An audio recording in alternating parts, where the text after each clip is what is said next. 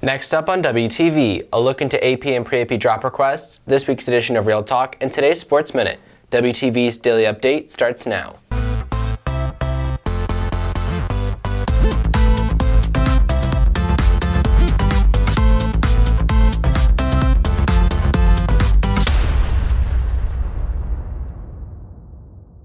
Good morning, REDHAWK Nation. Today is Friday, September 21st, and I'm Wade Glover with today's Daily Update brought to you by Wingspan TV.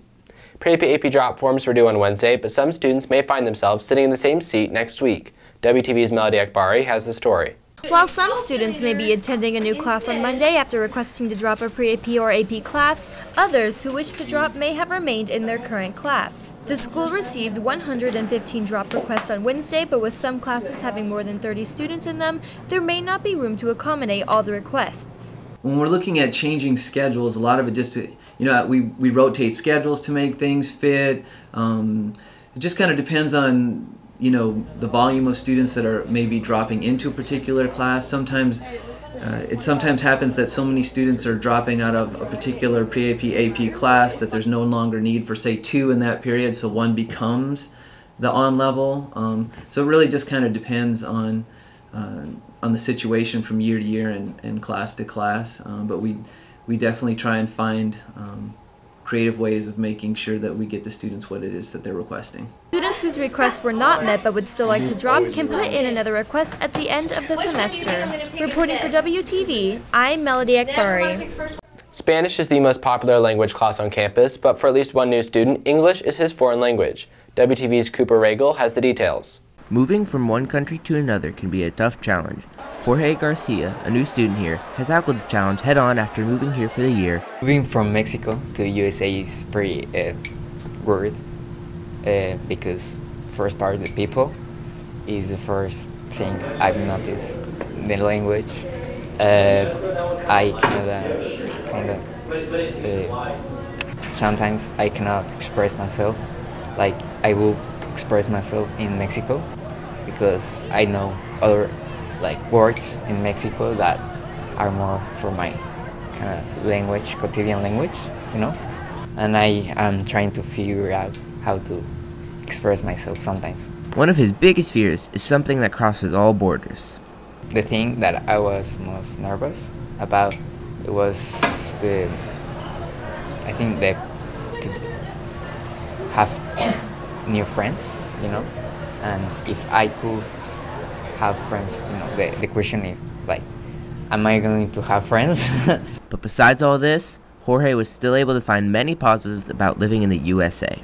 My favorite part of the United States is Florida because I went in the summer, so I like it very much. I went once to Universal Studios in Florida, and it was pretty cool. I went to the Harry Potter, and I was woo. Reporting for WTV, I'm Cooper Regal. On this week's edition of Real Talk, WTV's Remy Williams hits the halls to ask students for their thoughts on the end of the 6 weeks. This is WTV's Remy Williams with this week's edition of Real Talk. And today we're going to hit the halls and find out how students feel about the end of the 6 weeks. Did you drop any classes this 6 weeks? No, I didn't take any pre-AP or AP classes. Do you think they should offer the availability to drop classes more often? I think they should, yeah. Because if people don't feel comfortable taking a class or if they feel they're not going to do well in it, they should be able to drop it. How did you decide not to drop classes? By keeping my grades up and studying. What thought went into deciding if you were going to drop? Because it was really hard, and then the teacher was like, it's going to get harder, so I was like, okay, I can't do this, I'm just dropping. Do you think you should be able to drop classes more often than just the 6 weeks in the end of semester? Yeah, because honestly, the 6 weeks is probably the easiest time of the year. And once you get into the second 6 weeks, it becomes to get harder. And sometimes you can't really tell how hard that class is going to be in the 6 weeks. And by the semester, maybe your grade has already really suffered. So, do you regret your decision for not dropping a class? Kind of, because I'm a little nervous about this year with some of my classes, but... This has been WTV's Remy Williams. Volleyball takes on Lebanon Trail and tennis takes on Heritage. WTV Sports has the preview. Although football has a bye week, volleyball and tennis are still in action today.